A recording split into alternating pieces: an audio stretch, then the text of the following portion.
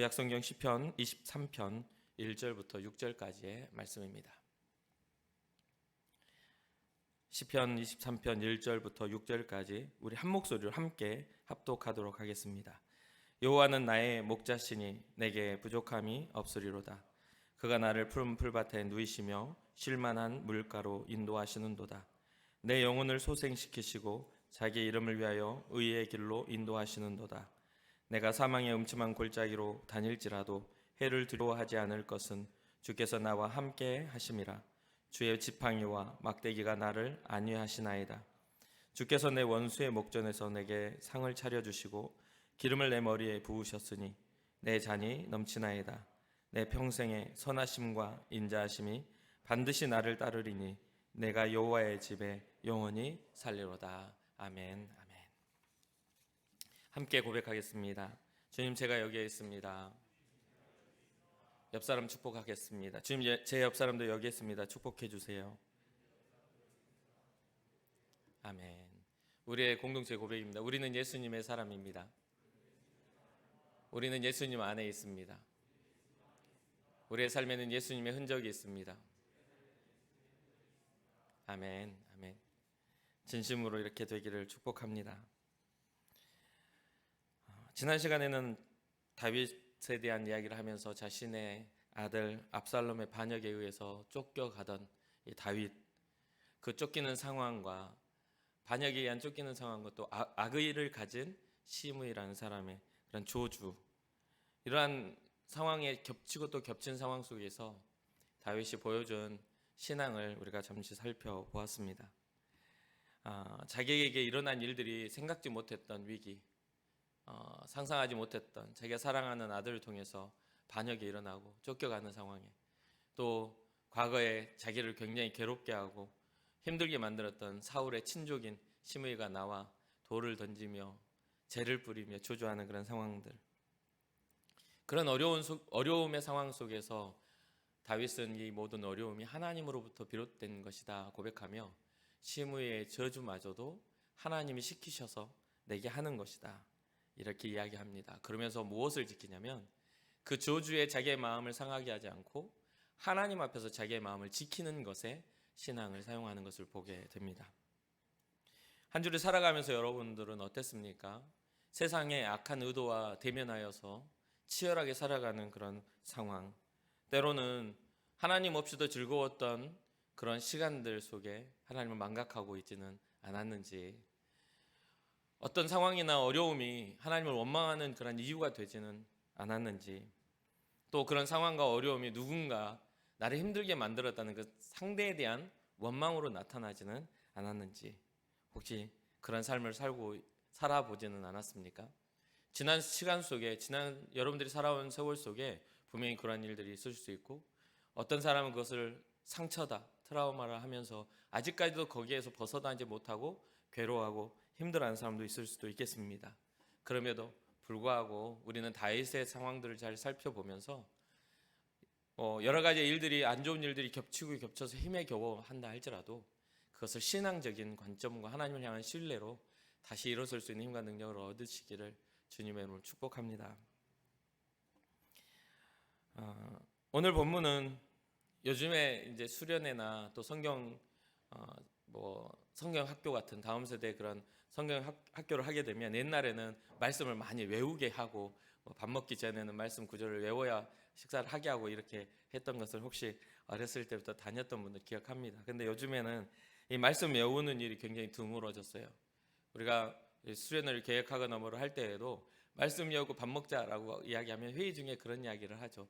요즘에는 이런 거 외우라 하면 되게 싫어해요, 목사님. 이렇게 이야기해서 이건 빼죠 라고 이야기하는 것을 들었던 것 같습니다. 그래서 우리 수련회 때는 말씀 외우는 일들이 많이 없었던 기억이 나요. 그런데 말씀을 외우는 일이 개개인의 성향의 호불호에 달려있는 게 아니라, 이것은 우리의 선택적인 그런 부분들이 아니라, 물론 여러 수련회나 어떤 성경 공부를 성경 학교를 통해서만 외우는 그런 것들이 아니라, 삶에서 우리의 인생에 있어서 주의 말씀 우리의 마음판에 새기고 그 하나님의 말씀이 우리에게 일하시고 역사하셔서 우리로 하여금 하나님의 뜻과 섭리를 향해 달려갈 수 있는 그런 지표가 될 수 있는 그런 귀한 일이기 때문에, 도시 하나하나 정말 글자 하나하나 틀리지 않고 외우라는 이야기가 아닙니다. 주의 말씀이 어떠한 뜻인지, 어떠한 의미를 우리에게 전달하고 있는지를, 그 뜻과 의미를 우리의 마음에 새겨 그 뜻을 따라 살아가자는 그런 의미가 굉장히 크죠. 그래서 우리 청년부 예배 전에 이제 우리 온 교회가 성경 말씀을 외운 내비게이터에서 나온 69절을 외우고 있는데, 그런 과정들이 그 핵심적인 성경에서 말씀하고자 하는 핵심적인 그러한 구절들을 통해서 우리가 주의 말씀을 따라 우리의 방향이 주를 향해 나아가기를 바라는 마음에서 이렇게 계속해서 성도들과 우리 모두가 이렇게 하고 있습니다. 여러분들의 삶에 있어서 이 시편 23편 정도는 정말 잘 이렇게 읽고 외워서 여러분의 삶이 하나님을 향해 나아가고 어떠한 복과 은혜가 하나님이 우리의 목자가 되시고 주인이 되셨을 때 우리가 누릴 수 있는지를 품고 살아갈 수 있는 은혜와 복이 있기를 주님의 이름으로 축복합니다. 저는 이제 벼락치기로 외우는 거는 되게 잘하는 편인데 막상 좀 이렇게 지속적인 기억을 잘 못해가지고 이걸 엄청 많이 외웠음에도 불구하고 지금 또 외우라고 하면 혼자서 하면 되는데 앞에서는 못하게 긴장해가지고 자꾸 잊어버려요. 가끔은 신앙 고백도 잊어버려서 글 써가지고 봅니다. 새벽기도 때도 정신없이 이제 예배를 드리다 보면 나는 전능하신 아버지 하나님 천지 창조주를 믿습니다 하고 그 다음에 기억이 안 날 때가 많아. 멍해가지고 그러면 실수를 하죠. 그래서 저는 이렇게 딱 준비하는 모든 그런 거에 딱 써놓고 잊어버리지 않게 그렇게 하고 있습니다. 여러분들의 삶에 있어서도 그런 혼자의 어떤 신앙 고백이고 곰곰이 생각하고 차분히 할 수 있을 때 외울 수 있을 만큼 주의 말씀과 또한 그런 것들을 새기시고 그런 부분들이 여러분들의 삶이 더 주님 앞에 가까이 가는 은혜와 복이 있기를 바라봅니다. 시편 23편을 자주로 어렸을 때부터 외우다 보니까 이 말씀이 굉장히 저에게는 친근하고 또 이 말씀의 뜻들을 저는 굉장히 잘 알고 있습니다. 그리고 이 시편 23편을 생각할 때마다 주님이 나의 목자가 되어 달라고, 주님이 나의 인도자가 되어 달라고 이런 고백들을 많이 합니다. 그래서 오늘 말씀의 제목처럼 주님이 나의 목자 되시는 일들이 이 말씀을 통해서 일어나는 은혜와 복이 있기를 바랍니다. 이 다윗의 시편 중에서 많은 시편들을 썼는데 다윗이 쓴 시편 중에서 이 6절밖에 안 된 이 시편이 가장 유명합니다. 굉장히 정말 이 안에 다윗의 신앙이 아주 함축돼서 진정 어리게 들어있는 그런 모습을 보게 돼요. 다윗은 자신이 원래 왕이 되기 이전에 목동이었죠. 양치기였어요. 양치기. 그래서 하나님의 종 사무엘이 하나님이 다시 세우시려는 그런 왕을 찾기 위해서 이 다윗의 가정에 보냈을 때 이 다윗은 제외될 만큼 어린 나이에 목동으로서 일을 할 만큼 제외될 만큼 그런 목동의 일을 했던 사람이기도 해요. 그래 이렇게 돌보았던 자기의 경험과 함께 이 위대한 시가 나오지 않았는가 생각을 해봅니다. 자기가 양을 칠 때에 사자나 곰이 오면 그 사자 곰이 양을 물어가면 그것을 빼앗기 위해서 쫓아가서 사자의 수염을 잡고 쳐 죽이면서 곰의 어떤 그런 입안에 있는 그 양들을 빼앗아 왔다라고 이야기를 할 만큼 다윗은 참 충직하게 이 양치기의 삶을 살았던 사람이기도 합니다. 목자는 양들을 돌보는 역할을 합니다. 푸른 풀밭이나 또 목이 마를 때는 시냇가로 데리고 가서 양들에게 먹이와 또한 갈증을 해소하는 역할을 하죠. 여기서 이제 다윗의 이 고백을 보면 여호와는 나의 목자시니 내게 부족함이 없으리로다. 이 첫 줄을 통해서 무엇이 나타나냐면 다윗이 얼마만큼 하나님의 개입과 하나님의 인도하심에 만족하고 있는지, 다윗의 삶에 하나님의 다윗의 삶에 차지하는 하나님의 몫이 얼마나 큰지를 이 한 단어에 다 들어있다고 저는 생각을 합니다. 여호와께서 나의 목자시니 내게 부족함이 없다라는 어떤 별거 아닌 고백인 것 같으나 이 고백이 아무에게나 나타나지 않아요. 믿음이 있을 때에만 가능한 고백입니다. 여러분과 제가 이 말씀 오늘 예배를 통해서 주님은 나의 목자시니 내가 부족함이 없습니다 라고 고백할 수 있는 그 은혜가 여러분과 제 마음에 와닿기를 주님의 이름으로 축복합니다. 단순히 자기의 현재의 삶에 만족하기 때문에 다윗이 이런 이야기를 했을까요? 이 다윗이 살아가는 삶에 있어서 하나님의 돌보심이라는 게 이 어떤 돌보심이 지금 현재에만 속해 있기 때문에 지금 기분이 좋고 지금 안전하고 지금 나의 삶은 든든히 세워져 있기 때문에 이러한 이야기를 한 것일까요? 다윗의 삶을 우리가 조금만 관심 있게 살펴보면 다윗은 정말 어렵게 자기의 삶을 살아갔던 사람입니다. 왕이 되기까지 사울 왕의 생명의 위협들을 피해 도망 다니면서 여러 가지의 오명과 또 여러 가지의 권력자, 그 권력을 잡은 자의 어떤 악의 앞에서 정말 생명을 보존하기 위해서 수많은 일들을 했어요. 수많은 어떤 피신을 가고 도망자의 삶을 살았어요. 하다못해 왕이 된 후에도 압살롬에게 아들에게 반역을 당하고 또 어떤 정말 보이지 않는 사람한테 악의적인 그런 저주를 받고 또 자기의 실수로 인하여 또 나단 선지자의 경고를 받고 그냥 펑펑 울면서 회개했던 그런 모습들을 우리는 잘 알고 있습니다. 그렇기 때문에 이 다윗이 말하고 있는 이 부족함이 없다라는 만족은 다윗의 과거 그리고 다윗의 현재, 다윗의 미래에 이르기까지 하나님으로 인해 자신의 삶의 풍요로움, 하나님으로 인한 그 만족에 대해서 다윗은 말하고자 했습니다. 결국은 하나님이 온전히 이루신다. 결국은 하나님의 나라를 바라보는 그런 믿음의 눈이 있었기에 여호와는 나의 목자시니 내게 부족함이 없다라는 고백을 할 수 있었습니다. 이런 고백을 통해 다윗은 이 몇 가지의 일들을 오늘 이야기합니다. 첫 번째로 하나님은 나의 목자시니 어떠한 분이시냐? 자기를 인도하는 분이시다 이야기합니다. 그가 나를 푸른 풀밭에 누이시며 쉴 만한 물가로 인도하시는도다. 주의 인도하심 안에는 푸른 풀밭이 있고 쉴 만한 물가가 있음을 다윗은 노래합니다. 다윗의 삶을 보면 위기를 극복하지 못하면 그 삶이 거기에서 끝나버릴 만큼 아주 위태로운 그러한 삶을 살아갑니다. 그런 어떤 일들을 통해서 다윗은 점점 더 하나님 앞에 신앙적으로 성숙하게 되고 나중에 나이가 들어서도 하나님 앞에 자기의 거룩함을 지키기 위한 모습들을 보이게 되죠. 그래서 나중에 열왕기, 역대기 이런 어떤 왕들의 이야기를 보면 다윗의 그 모든 행위를 본받는 자들에 대해서 하나님을 축복하시는 것을 보게 돼요.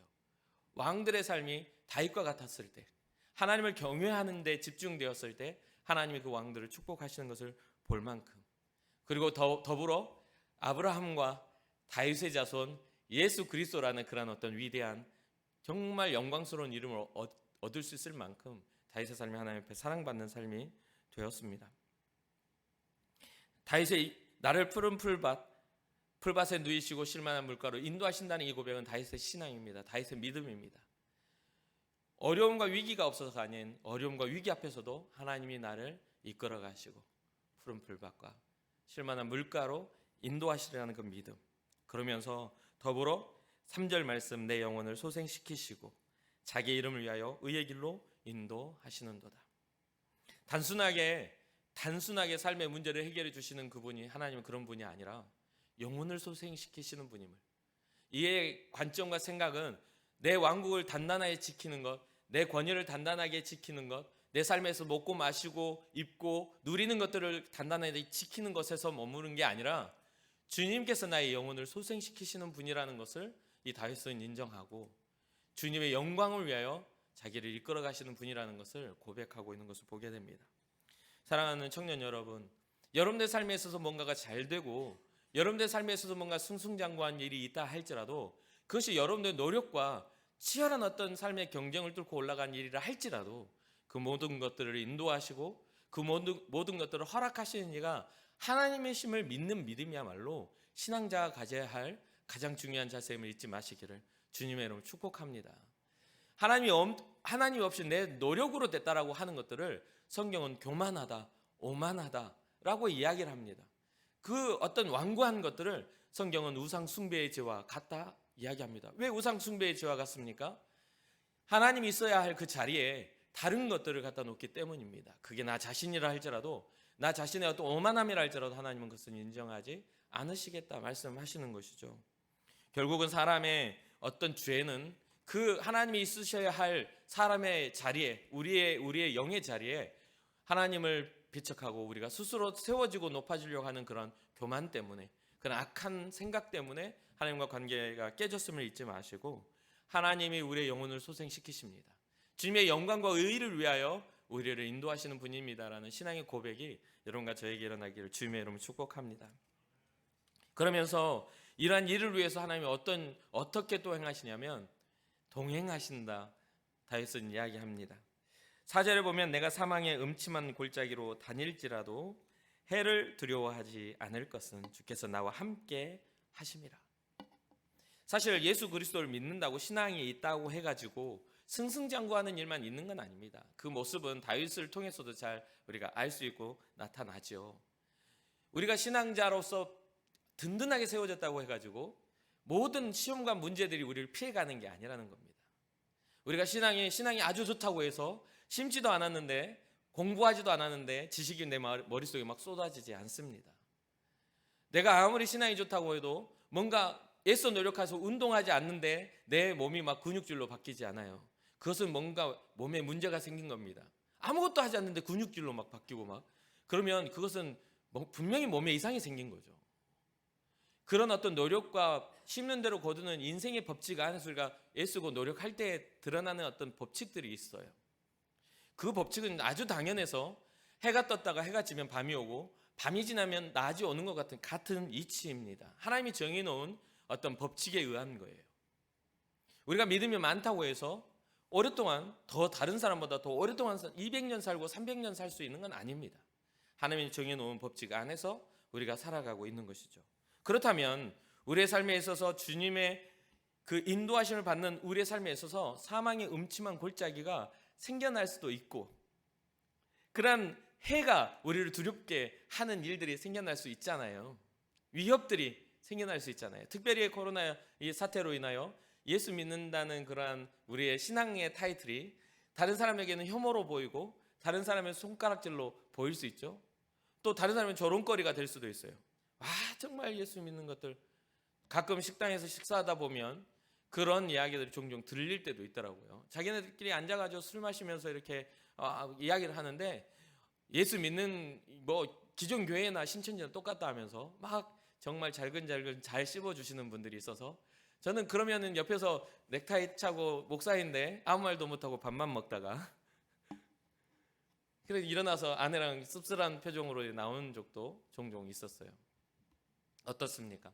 세상의 어떤 그런 악의적인 그런 부분들이 하나님이 우리에게 허락하신 은혜와 상관없이 시대의 흐름에 따라 계속 그렇게 반복되어져 왔습니다. 과거에 초대교회로 돌아가자 하지만 초대교회의 상황이 어떻습니까? 그 초대교회 신앙 때문에 많은 사람들이 죽임을 당하고 많은 사람들이 믿음의 위협에 처해서 그들의 신앙의 위협을 당했던 것들을 우리 알고 있지 않습니까? 결국은 살기 위하여 지하 굴을 파고 그 안에 들어가서 정말 새로운 지하 도시를 만들어 놓고 살아야 할 만큼 정말 처절하게 그래 살았던 삶을 보지 않습니까? 그럼에도 불구하고 그들은 하나님을 향한 신앙을 잃어버리지 않아 그들의 신앙이 이어져 오늘까지 우리에게 전해진 게 아니겠습니까? 믿는 자의 본이라는 것은 끝까지 사망의 음침한 골짜기를 다닌다 할지라도 해를 당할 두려움에 처해 있다 할지라도 주의 지팡이와 막대기가 우리를 지키신다는 믿음을 갖는 것이 바로 신앙의 본질인 줄 믿습니다. 삶의 위협은요, 우리가 이렇게 이야기하면 무슨 선교의 위협, 뭔가 삶의 어떤 직장 내에서 특별한 상황 속의 위협, 어떤 특별한 일들로 위협을 당하는 것 같으나 사실 마귀가 우리를 넘어뜨리려고 하는 것은 그런 특별한 상황에서 우리를 넘어지게 하지 않습니다. 아주 작고 아주 단순하게 우리의 마음이 하나님을 기대하지 못하고 하나님에 대한 실망감을 갖게 하는 순간 우리의 신앙은 무너질 수밖에 없는 거예요. 내가 더 열심히 기도했는데 응답하시지 않는 침묵하시는 하나님 때문에 우리의 신앙이 흔들릴 수도 있는 거예요. 그렇죠? 침묵하시는 하나님, 여러분 항상 응답하시는 하나님을 경험하고 사십니까? 저는 목사로 살아도 저에게 응답하시고 저에게 정말 어떤 계시를 주시는 그런 시간보다 하나님의 침묵이 훨씬 저에게 더 많은 시간에 차지하고 있어요. 하나님의 침묵이. 다시 오시겠다는 예수 그리스도의 재림도 2000여 년 동안 침묵을 통해 미뤄지고 있어요. 그렇지 않습니까? 2000년이 지난 지금에도 다시 오실 예수 그리스도 우리가 재림을 기다리고 있지 않습니까? 초대교회 때도 예수 그리스도가 다시 오신다라는 금방 오신다는 생각 때문에 먹고 마시고 놀았던 사람들이 생겨났어요. 2000년이 지난 지금도 여러분들 마음속에 혹시나 주님은 오시지 않아, 언제 2000년도 지났는데 오시겠어? 또 여러분들 마음에 혹시나 당장 오실 것 같으면 다 때려치우자, 이런 생각, 위기와 나태가 막 공존하고 있지는 않습니까? 성경은 우리에게 어떤 모습으로 살아가라고 말하고 있습니까? 위기 앞에 발발발 떨고 그 설레발 치면서 막 그렇게 하라고 합니까? 그렇지 않죠. 사망의 음침한 골짜기가 눈앞에 보여도, 내가 해를 두려워할 일들이 내 앞에 생겨난다 할지라도 주님의 지팡이, 주님의 막대기를 신뢰하라는 거죠. 여기서 보면 지팡이, 막대기가 굉장히 뭔가 이렇게 멋있어 보이는 그런 모습으로 나타납니다. 우리가 그렇게 상상을 해요. 왜? 영화를 봤기 때문에. 반지의 제왕에서 뭐 이렇게 간달프가 막 이렇게, 반지의 제왕 맞나요? 해리포터인가요? 잘 몰라. 아무튼 그래, 간달프가 나와가지고 막 멋진 이제 지팡이 들고 막 이렇게 하는 것들을 보이지만, 사실 이때 당시에 지팡이와 막대기는요, 이게 양을 물어간 사자나 늑대나 곰에게 그걸 빼앗기 위한 무기입니다. 지켜내려고, 싸우려고 들고 있는 무기예요. 그러니까 뭐냐면 하나님의 권능, 하나님의 능력이 우리를 지키십니다라고 말하고 있는 거예요. 그 멋으로 들고 있는 게 아니라는 거죠. 무슨 뜻인지 이해가 되시죠? 단단하고 뭔가를 두들겨 패도 부러지지 않을 만큼 단단한 그런 지팡이, 몽둥이를 가지고, 막대기를 가지고 지켜주시는 하나님. 우리가 사자에게 물려간다 할지라도, 곰에게 물려간다 할지라도 하나님의 권능이 임하셔서 우리를 건져 주시는 하나님. 그래서 골리앗 앞에서 싸우려고 했을 때 사울 왕 앞에서 이 다윗이 한 말이 있어요. 제가 어떤 사람이냐면요, 사자나 곰이 양을 물어가도 내가 거기 가가지고 그 사자 입 안에 있는 그 양을 구하기 위해서 사자를 때려 죽인 사람입니다. 그렇게 이야기를 합니다, 성경에 보면. 그러니까 이 막대기와 지팡이는 다윗에게 있어서는 무기이고 능력인 거예요. 싸울 어떤 도구인 거예요. 하나님이 우리의 삶을 지키시기 위하여, 하나님은 우리를 대신에 싸우고 계시는 하나님이신 줄 믿으시길 주님의 이름으로 축복합니다. 그러면서 베드로전서 5장 8절에 보니까 이런 말씀이 나오죠. 근신하라, 깨어라. 너희 대적 마귀가 우는 사자와 같이 다니며 삼킬 자를 찾나니. 우는 사자와 같이 다니며 삼킬 자를 찾나니. 이미 우리의 영적인 부분들을, 우리의 모든 신앙을 뺏어가려는 어둠의 역사와 능력들은 일하고 있어요. 세상의 문화, 하나님이 없는 문화들이 우리의 삶에 찾아와, 믿어도 안 돼, 야 너 믿음으로 될 줄 알아? 기도하면 될 줄 알아? 계속해서 우리를 속이고 속삭입니다. 마귀는 우리의 영혼을 상하게 하고 우리의 마음을 상하게 합니다. 태초부터 우리에게 주어진 하나님의 형상으로서의 그 존귀함을 훼손시킵니다. 그러기 위해서 계속 일할 때에 하나님은 그분의 지팡이와 막대기를 통해 우리를 보호하시는 분이라는 그 고백을 통해 우리가 믿음 안에 나아갈 수 있음을 잊지 마시길 주님의 이름으로 축복합니다. 그러면서 주께서 내 원수의 목전에서 내게 상을 차려주시고 기름을 내 머리에 부으셨으니 내 잔이 넘칩니다라고, 이게 5절 말씀 이야기를 하죠. 내 잔이 넘칩니다. 원수의 목전에 상을 차려주신다라는 것은 다윗의 삶의 목전 앞에 뭐가 있어요? 원수가 있다는 겁니다. 원수가 사라진 상태가 아니에요. 자기 앞에 원수가 있는데 그 목전에서 하나님은 나로 하여금 안심할 수 있도록, 괜찮아, 상을 차려, 먹을 걸 차려주셔서 괜찮아, 안전하다, 내가 너와 함께하니, 내가 너를 지키고 있으니 네가 안전하다 말하고 있다는 거예요. 그래서 지난주에 우리가 봤던 시편 3편에 어떤 고백이 있었어요? 1000만인이 자기를 둘러친다 할지라도, 1000만 명이 자기를 둘러쳐도요, 다윗이 괜찮다고 말을 합니다. 하나님이 나의 구원자 되시니, 나의 방패가 되시니, 나의 요새가 되시니 괜찮다고 말을 할 수 있어요. 사랑하는 청년 여러분, 여러분들의 삶에 있어서 이러한 다윗과 같은 신앙이 여러분과 저의 삶에 있어 있기를 주님의 이름으로 축복합니다. 그래서 그 원수가 바로 앞에 있음에도 불구하고 안전히 거할 수 있도록 우리에게 안전함을 더하여 주시고, 또 상을 차려주시고 기름을 내 머리에 부으셨으니 라고 이야기해요. 이때 당시 고대 군동에서는 귀한 손님이 집에 찾아오면 이 머리에 기름을 발라주는 그런 풍습이 있었어요. 이것은 종들이 하는 손님이 오면 종들이 귀한 손님의 머리에 기름을 발라서 이렇게 초대하는 것들이 있었어요. 그런데 여기 보면 주께서 기름을 내 머리에 부으셨다라고 이야기를 해요. 그만큼 어떻게 여기신다. 주님을 나의 목자로 의지하고 따라가는 이 신앙의 고백 안에 주님이 직접 찾아오셔서 나를 존귀하게 해주시고 나를 귀하다 해주시고 정말 살짝 찍어 바르는 그런 어떤 기름이 아니라 값비싼 그런 향유나 감람류 기름을 머리에 이렇게 아예 부어서 너는 존귀한 자야, 너는 나에게 소중한 자야라고 말하고 그 선대하심이 삶에 있어서 내 잔을 넘칠 수 있을 만큼 내 삶에 있어서 모든 것들을 풍족하고 넘치도록 그런 선대하심을 지금 노래하고 있다는 것이죠. 사랑하는 청년 여러분, 계속해서 말씀드리지만 다윗의 삶에 있어서 안전한 상태가 아닙니다. 다윗의 삶은 항상 위기일발이었고 다윗의 삶은 안심한다 했을 때마다 넘어지고 문제가 생겼던 삶이에요. 그럼에도 불구하고 다윗은 누구를 의지했다고요? 하나님을 의지합니다. 모든 문제 앞에 진정으로 그 문제를 해결하고 그 문제를 평안케 하시는 이가 하나님이심을 고백합니다. 우리의 신앙의 고백에도 이러한 하나님밖에는 나의 문제 해결자가 없으십니다라고 말할 수 있는 은혜가 있기를 축복합니다. 여러분의 삶의 문제가 여러 부분에서 여러 곳에서 나타나죠. 어떤 사람들은 가정 내에서 그 어떤 위기가 오고 어떤 사람은 학교나 어떤 사람은 직장이나 어떤 사람은 어떤 관계나 어떤 사람은 진짜 뜬금없이 길 가다가 문제를 당하기도 해요. 괜히 가만히 서 있는데 뒤에서 들이받고 옆에서 들이받고 굉장히 그런 일들이 꽤 많이 세상에는 일어납니다. 정말 우리가 생각지 못한 그런 모든 위협 속에서부터 하나님은 우리의 삶을 안전히 지키시고 더 특별히 나아가 우리의 영혼을 지키시는 하나님이심을 잊지 마시기를 주님의 이름으로 축복합니다.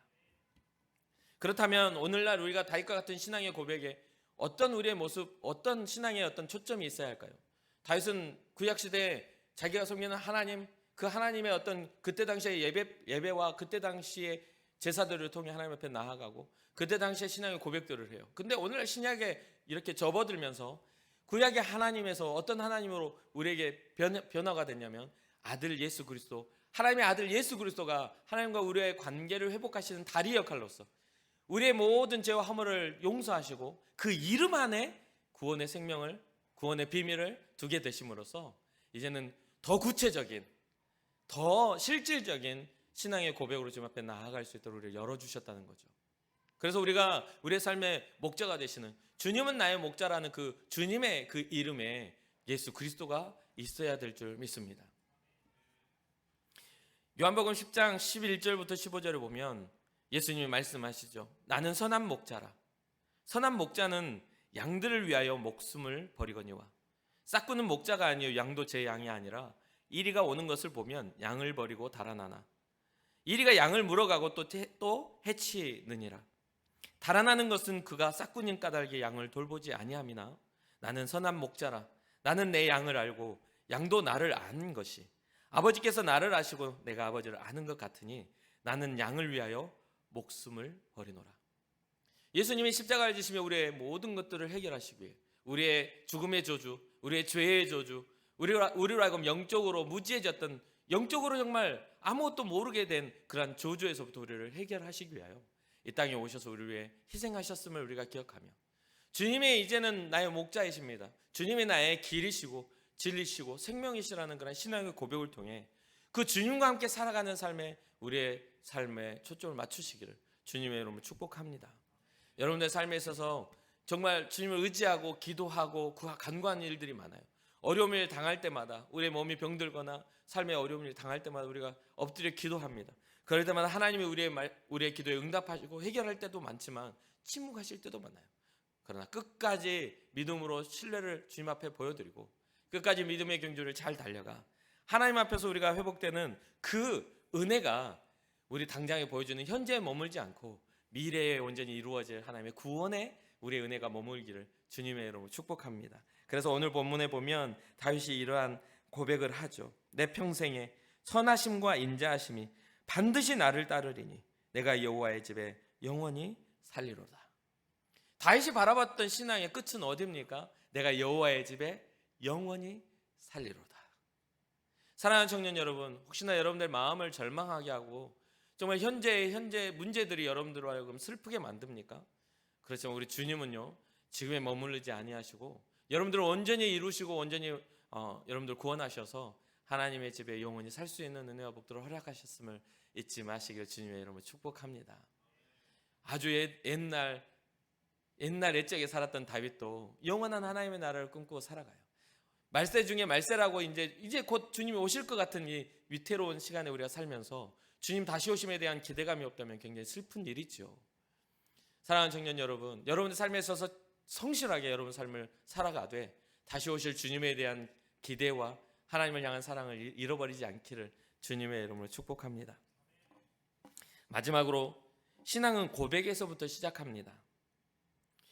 그렇기 때문에 오늘 우리가 다윗의 시편을 통해서 해야 할 고백이 있어요. 바로 그것은 주님은 나의 목자이십니다. 신앙은 고백에서부터 시작해요. 주님은 나의 목자이십니다. 내가 어디로 가든지 내가 무엇을 하든지 나를 온전히 이끌어 가시는 분이 주님이십니다. 내가 위기에 처하고 내가 어려움에 있다 할지라도 주의 지팡이와 막대기가 나를 지켜주실 겁니다. 그런 어떤 신앙의 고백들을 통해서 이 모든 우리에게 허락하신 은혜와 복들을 다 이루고 누리는 여러분과 제가 되기를 주님의 이름으로 축복합니다.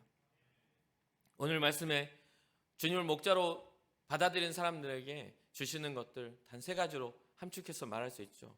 성도의 삶에 필요한 것들을 채우시는 그런 목자, 그리고 성도를 날마다 사망의 음침한 골짜기와 해를 두려워해야 할 상황에서 보호해 주시는 우리 목자, 또 언제나 함께 하시며 우리와 함께 동행해 주시며 외롭지 않게 우리를 지켜주시는 그런 우리의 목자 되신 예수 그리스도와 함께 주님이 이 땅에 오시는 그날까지 불완전한 우리의 삶을 완전하게 이루고 하나님의 영광 중에 거할 수 있는 은혜와 복이 있기를 주님의 이름으로 축복합니다.